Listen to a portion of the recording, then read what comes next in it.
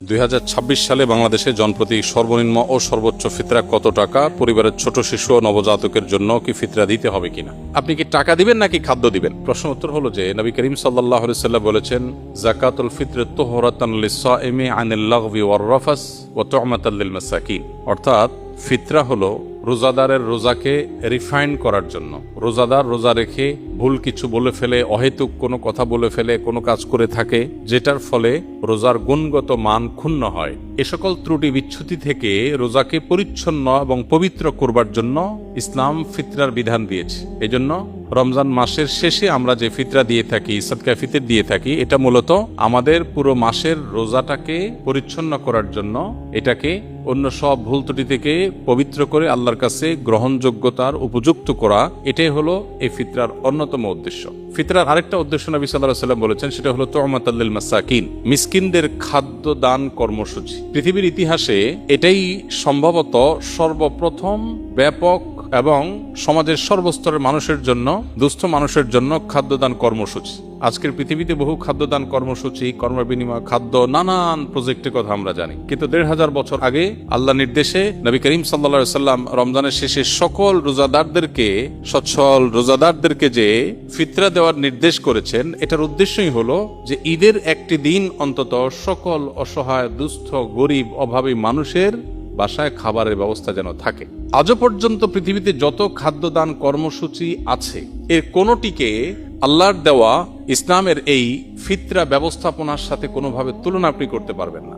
একযোগে গোটা বিশ্বের এত অভাবী মানুষের খাবার অন্য কোনো ইস্যুকে কেন্দ্র করে পৃথিবীর কেউ আজও পর্যন্ত দিতে পারেনি, যেটা রমজানকে ঘিরে ফিতরা কেন্দ্রিক খাদ্যদান কর্মসূচি মুসলমানরা গোটা বিশ্বব্যাপী করে থাকে। তো এই ফিতরা সম্পর্কে আমাদের অনেকেরই জানার থাকে, এবছর ফিতরা কত, এটার মূল কনসেপ্ট আমাদের একটু জানা দরকার। ফিতরা কি প্রতি বছর চেঞ্জ হওয়ার জিনিস কিনা? আমরা প্রতি বছর তো ফিতরার দাম, মূল্য নির্ধারণ হয়ে থাকে। তো এটার উত্তর হলো যে ফিতরা যেহেতু খাদ্যদান কর্মসূচি, খাদ্যের পরিমাণ, পরিমাপ এটা শরিয়া ঠিক করে দিয়েছে। খাদ্যের মূল্য দিয়ে যদি ফিতরা আদায় করা হয়, তাহলে সেক্ষেত্রে খাদ্যের মূল্য তো উঠানামা করে, সেই হিসেবে ফিতরা কত হয় এক এক বছর এক একটা হতে পারে। নবী করিম সাল্লাল্লাহু আলাইহি ওয়াসাল্লামের হাদিসে মূলত প্রধান যে খাদ্য, যেটাকে আমরা প্রিন্সিপাল ফুড বলি, মেইন খাদ্য যেটা, এই জাতীয় খাদ্য দিয়ে ফিতরা আদায় করবার নির্দেশনা দেওয়া হয়েছে।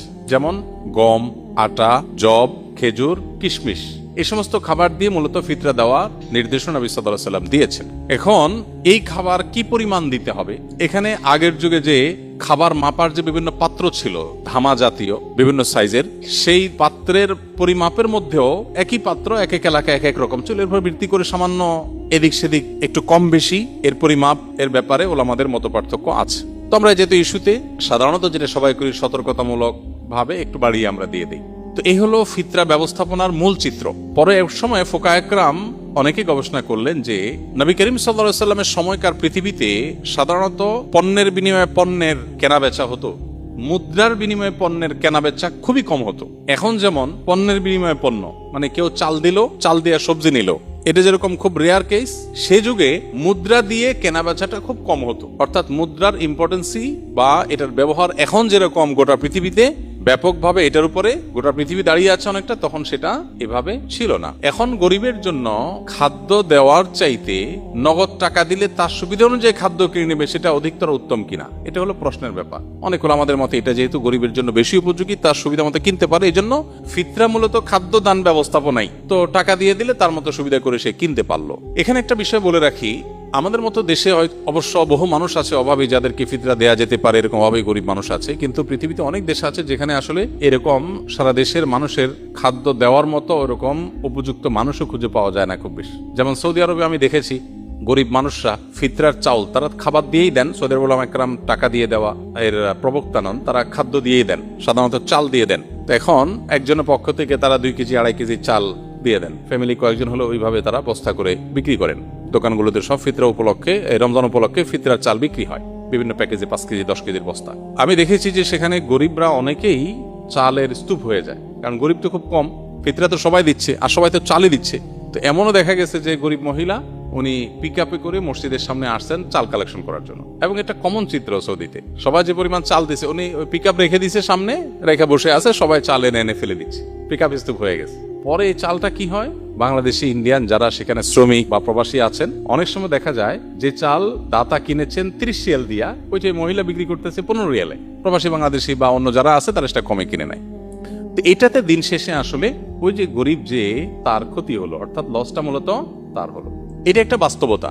এর প্রেক্ষিতে ওলামায়ে আহনাফ, অনেক ওলামায়ে কেরাম বলেন যে ফিতরা যদি টাকা দিয়ে পয়সা দিয়ে দিলে গরিবের আরো বেশি উপকার হয়, তাহলে সেক্ষেত্রে এটা দিয়েও দেওয়া যাবে, কিন্তু মূল লাইনটা হবে ওই খাদ্যকে কেন্দ্র করে। কথাটা বোঝা গেছে? তো সেই হিসেবে এই বছর সম্ভবত 110 টাকা সর্বনিম্ন, কারণ ওই যে ফিতরা তো কিশমিশ দিয়ে দেওয়া যায়, গম দিয়ে দেওয়া যায়, খেজুর দিয়ে দেওয়া যায়, অতএব ভ্যারি করে।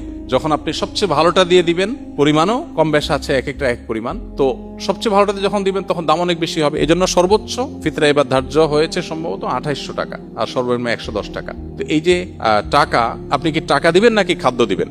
এটা যদি বলেন, আপনি যদি কোনো গরিবকে খাদ্য দিলে তার উপকার হবে, আপনি জানেন, কোনো সন্দেহ নেই। আমার দেশে বহু গরিব আছে যাদের খাবার দিলে আসলে চাল কেটে দিলে, ডাব বাজার করে দিলে তার উপকার হয়, তো আপনি খাদ্য দিয়ে দিবেন। আমি ব্যক্তিগতভাবে সাধারণত ঈদকে কেন্দ্র করে ফিতরার জন্য গরিব কোনো পরিবারকে সবার পক্ষ থেকে আমি চাল কিনে দিই, আর এক্সট্রা হিসেবে নিজে থেকে ঈদ উপলক্ষে আরো কিছু খাবার মুড়ি টুড়ি কিনে যাতে করে সুন্দর করে তারা খেতে পারে, এটা করি। এর শরীয়ত আমাকে শরীয়ত নির্দেশ দিয়েছে শুধুমাত্র আমাকে মৌলিক খাদ্য যে ড্রেসটা দিতে, তার পাশাপাশি অন্য কিছু নফল হিসাবে আমি দেই, এটা আমার নিজস্ব চর্চা। বাট এটা নিয়ে যে পরিমাণ আমাদের মধ্যে আপনার বিতর্ক, বর্ষা এবং অনেক বেশি এটা নিয়ে আমাদের দেখা যায় পাল্টাপাল্টি বক্তব্য, এটা অনভিপ্রেত।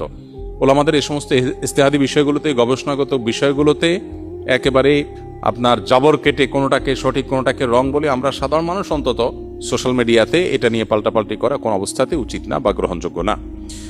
আর ফিতরা দেওয়ার ক্ষেত্রে বাচ্চাদের পক্ষ থেকে ফিতরা দিতে হয়।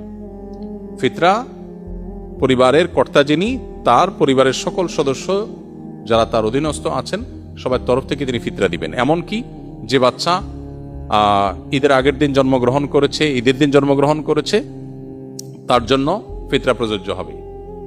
যদি সে জন্মগ্রহণ করে থাকে ঈদের নামাজের আগে, তো তার জন্য ফিতরা প্রযোজ্য হবে, তার পক্ষ থেকেও ফিতরা দিবেন। আর যদি তারপরে জন্ম হয় তাহলে তার জন্য ফিতরা নেই। মোদ্দা কথা, সকল পরিবারের সকল সদস্যদের তরফ থেকে ফিতরা হবে, তবে কেউ যদি মারা গিয়ে থাকে তাহলে তার তরফ থেকে ফিতরা প্রযোজ্য হবে না।